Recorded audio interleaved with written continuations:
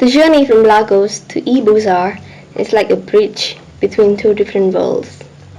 Lagos is a very busy port, the old capital of Nigeria, but it is above all a town of Yoruba people. Ibuzar, on the other hand, is a small town of Igbo people, and it lies near the great river Niger that gave Nigeria its name. Ma Becky had returned to Lagos from Ibuzar to find her husband already dead and buried. So Ma Becky and her children had to return to their hometown, Ibuzar, where Obunkwo, Issaquah Odia's elder brother, and his family live. The bus hurried through many little Yoruba towns.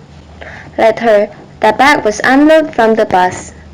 15 women set the family bags and boxes between them, and they all walked together toward Ibuzar, talking cheerfully all the way. A big, loud-voiced girl called Oguga carried Guna's school books. Sure, we shall be friends. You know, we were born in the same week. You in Lagos and I in Ibuzar. I've heard so many nice things about you. We be like sisters, especially when your mother comes to live with my father. Why should my mother live with your father? You're almost 14, you still don't know our custom. You know, your mother will become my father's wife. My father has inherited everything your father owns, and he has inherited your mother too. Oh dear. Don't worry, we shall live happily together. You see that woman over there? She was inherited by her husband's brother. He was a chief, an Obi. He has 4 wives, of course. She is not his first wife. But she's very happy, and now she has a son. Wonderful. I hope her new husband is kind to her, and my new father will let me stay at school and get my certificate.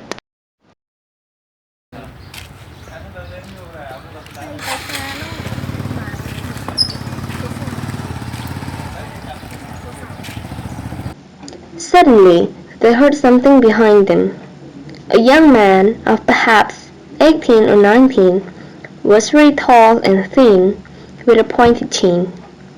He was a teacher at the church school in Ibuzar, where Guna and Nado would be going. Ibuzar was on the western side of the river Niger. Its inhabitants were Igbos and followed all the Igbo traditions. Even those who left their village to work in the white man's world took their tradition with them. According to these traditions, Ma Becky spent 9 months in her special mourning hut. Then a new hut was built for her, and she became a Gunquo fourth wife. When the white men first started the Christian schools, the local freedmen had no use for them. They sent their slaves to school to please the white men, while their own freeborn sons stayed at home and followed the old tradition. Later even so.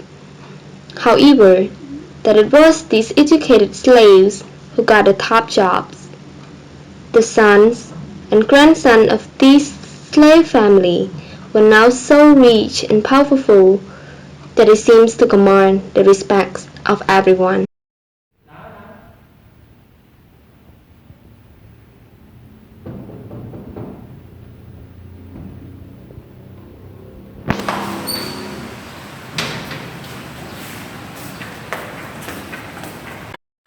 Father, why did you let your brother's children go to school? The friendly society will pay for Anado. Very well, but the girl Aguna, why has to waste money on her? She has only few months of school. You don't understand. Don't you know that I want to become a chief of an OB? Well, what has that to do with Aguna?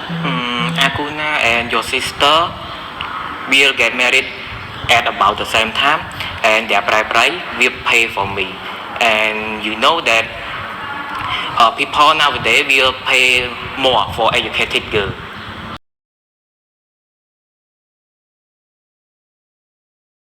Well, I'll tell you something. I am open quote with mine, and I say that he's making a big mistake. He is wrong to expect so much from his brother doctor.